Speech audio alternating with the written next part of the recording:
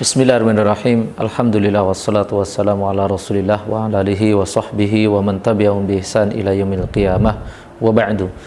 Ahibati fillah, azani Allah wa yakum jami'an. Alhamdulillah, kita bersyukur memuji Allah atas segala karunia yang Allah Subhanahu wa taala berikan kepada kita semuanya.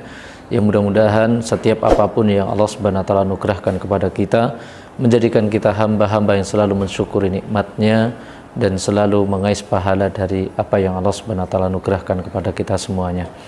Ahibati fillah, azani Allah wa yakum jami'an. Pernahkah kita berpikir apa yang kita dambakan, apa yang kita cari dan apa yang kita harapkan setelah kematian kita kelak? Tentunya tidak ada kata lain. Setiap kita pasti menginginkan pahala yang sudah kita kerjakan selama di dunia ini terus mengalir dan terus ada walaupun ketika kita sudah berada di alam barzakh, ketika kita sudah dikubur. Namun tahukah Anda bahwasanya Rasulullah SAW melalui hadis yang dibawakan oleh Anas bin Malik radhiyallahu taala anhu, hadis ini dihasankan oleh Syekh Albani rahimahullah taala dan diriwayatkan oleh Imam Al-Bazzar, bahwasanya di sana Rasulullah SAW memberikan khabar kepada kita semuanya, yaitu adanya amalan-amalan yang mana amalan tersebut pahalanya akan tetap terus mengalir walaupun kita sudah berada di alam barzakh, walaupun kita sudah dikubur, walaupun kita sudah berada di alam kubur. Maka apa saja amalan-amalan tersebut? Nah, di sini Rasulullah SAW menyebutkan 7 amalan melalui hadis yang dibawakan oleh Anas bin Malik. Suatu ketika Rasulullah SAW bersabda, "Sab'un yajri lil 'abdi ajruhunna wa huwa fi qabrihi ba'da mautih."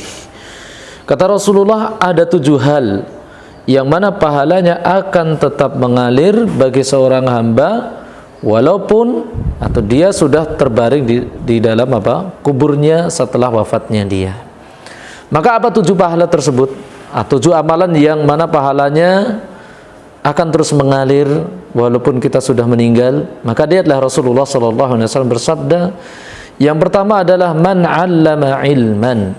Yang pertama adalah orang yang mengajarkan ilmu, kemudian ilmu tersebut yang ia ajarkan diamalkan oleh orang lain. Maka para ikhwah azani Allah wa ikum jami'an, poin yang pertama ini memotivasi bagi kita semuanya untuk benar-benar kita itu sering-seringlah kita mengajarkan ilmu kebaikan, ilmu kebenaran. Minimal kita bisa menge-share-nya, minimal kita bisa menyebarkannya. Alangkah banyaknya ilmu-ilmu sekarang yang bertebaran, baik di media sosial, baik di video ataupun tulisan. Nah, maka bermudah-mudahlah kita, bersegeralah dan bercepat-cepatlah kita untuk menyebarkannya.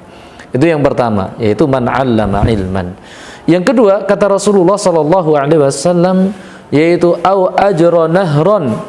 Yang kedua adalah mengalirkan sungai, yaitu dia membuat sungai kemudian mengalirkannya, kemudian airnya bermanfaat untuk orang banyak.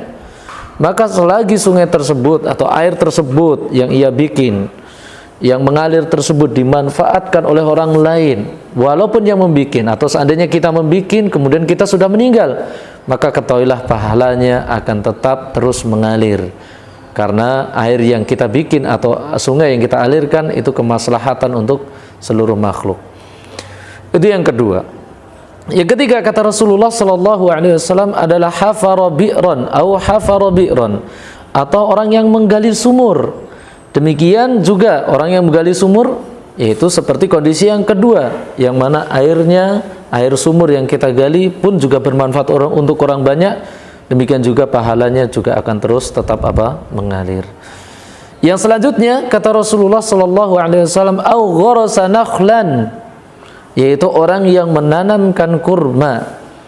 Ma'asyiral ikhwah azani Allah wa ikum jami'an, ketahuilah bahwasanya kurma adalah pohon yang sangat dimuliakan di dalam agama Islam ini, sehingga menanamnya pun di sana mendapatkan pahala. Kemudian walaupun dia setelah meninggal pun terus pahala akan tetap mengalir walaupun dia sudah meninggal bagi siapa saja orang yang menanam kurma. Kemudian yang selanjutnya, kata Rasulullah SAW, yaitu au bana masjidan. Yang selanjutnya adalah dia membangun masjid. Para ikhwah azani Allah wa ikum jami'an. Rasulullah sallallahu alaihi wasallam pernah bersabda, "Ahabbul makani 'indallahi masajiduha." Tempat yang paling dicintai dan disukai oleh Allah itu adalah masjid. Maka barang siapa yang punya partisipasi di dalam pembangunan masjid, kemudian masjid tersebut dipakai untuk beribadah oleh orang banyak, dipakai untuk tilawatul Quran, dipakai untuk menegakkan sholat 5 waktu, dipakai untuk beramal soleh di sana, maka ketahuilah orang yang membangun masjid walaupun dia sudah meninggal, pahalanya akan tetap mengalir. Maka bahagialah bagi barang siapa yang sekarang ini yang selalu mempunyai jiwa yang selalu tergugah untuk punya partisipasi di dalam pembangunan masjid. Kemudian yang keenam kata Rasulullah sallallahu alaihi wasallam, yaitu warratha mushafan atau warratha mushafan, yaitu orang yang mewariskan mushaf. Kita ketahui bersama bahwasanya mushaf Al-Qur'an adalah kalamullah. Al-Qur'an adalah sebaik-baik atau semulia-mulianya ilmu. Dan ketahuilah semulia-mulianya perkataan adalah kalamullah, yaitu Al-Qur'an. Maka para ikhwah azani Allah wa yakum jami'an, apabila kita punya kesempatan dan apabila kita mempunyai keleluasaan harta, maka wariskanlah Al-Qur'an kepada orang-orang yang membutuhkan. Wariskanlah Al-Qur'an kepada pondok-pondok pesantren yang di situ membutuhkan. Insya Allah setiap apa yang dibaca oleh orang-orang yang mendapatkan bagian Al-Qur'an yang kita bagikan, ingat, pahalanya akan tetap mengalir kepada siapa yang mewariskan Al-Qur'an. Alangkah indahnya bagi siapa yang sekarang yang tergerak di dalam hidupnya selalu membagikan, selalu mewariskan Al-Qur'an itu. Kemudian yang selanjutnya, yang terakhir kata Rasulullah sallallahu alaihi wasallam, "Au taraka waladan yastaghfiru lahu ba'da mautih." Yaitu orang yang meninggalkan anak yang mana anak tersebut selalu memohonkan ampun kepada orang tuanya dan orang tuanya sudah meninggal. Nah, para ikhwah azani Allah yakum jami'an, yang terakhir ini adalah motivasi bagi kita semuanya. Ingatlah, anak kita adalah amanah kita, dan harapan terbesar kita setelah kematian kita adalah permohonan ampun daripada anak-anak keturunan kita. Dan di sana ada sebuah hadis Rasulullah sallallahu alaihi wasallam pernah mengatakan, "Wa innar rajula la yurfa'u darajatuhu fil jannati fayaqul ya rabbi anna li hadha qala bi istighfari waladika lak." Ada kata Rasulullah sallallahu alaihi wasallam orang yang kaget kelak di yaumul qiyamah, orang yang heran. Kenapa herannya? Karena dia tiba-tiba diangkat derajatnya oleh Allah Subhanahu wa taala menuju surga yang sangat tinggi, menuju surga yang paling tinggi. Derajatnya diangkat oleh Allah Subhanahu wa taala. Kemudian orang tersebut bertanya, "Ya Rabbi anna li hadza?" Ya Allah, kenapa aku bisa mendapatkan derajat setinggi ini? Itu derajat semulia ini. Padahal dulu amalanku di dunia biasa-biasa saja. Aku cuma sekedar sholat, menutupi kewajiban. Tidak ada yang terlalu istimewa daripada amalan-amalanku.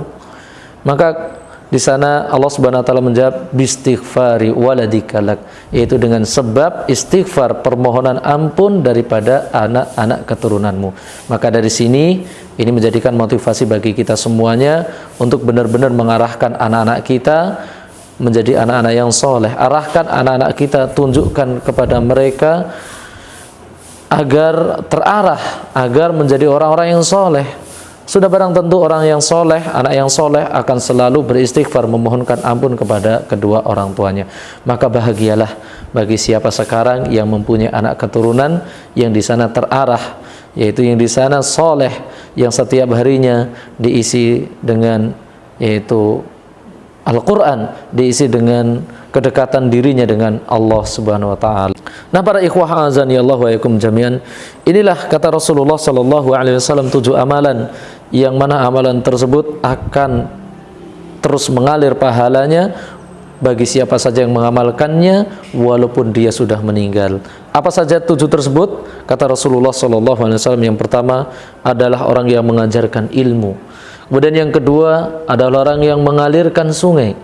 Kemudian yang ketiga adalah orang yang menggali sumur. Kemudian yang selanjutnya, yang keempat adalah orang yang menanam kurma. Kemudian yang kelima adalah orang yang membangun masjid. Kemudian yang keenam adalah orang yang mewariskan mushaf. Kemudian yang ketujuh adalah orang yang meninggalkan anak soleh, yang mana anak soleh tersebut selalu memintakan ampun kepada Allah Subhanahu Wa Taala kepadanya. Nah inilah mudah-mudahan menjadi tadzkirah untuk kita semuanya, dan mudah-mudahan kita selalu tergerak untuk mencari pahala, yang pahala tersebut akan terus mengalir kepada diri kita walaupun kita sudah meninggal. Wallahu ta'ala alam bissawab. Subhanakallahumma rabbana wa bihamdika asyhadu an la ilaha illa anta astaghfiruka wa atubu ilaik. Assalamualaikum warahmatullahi wabarakatuh.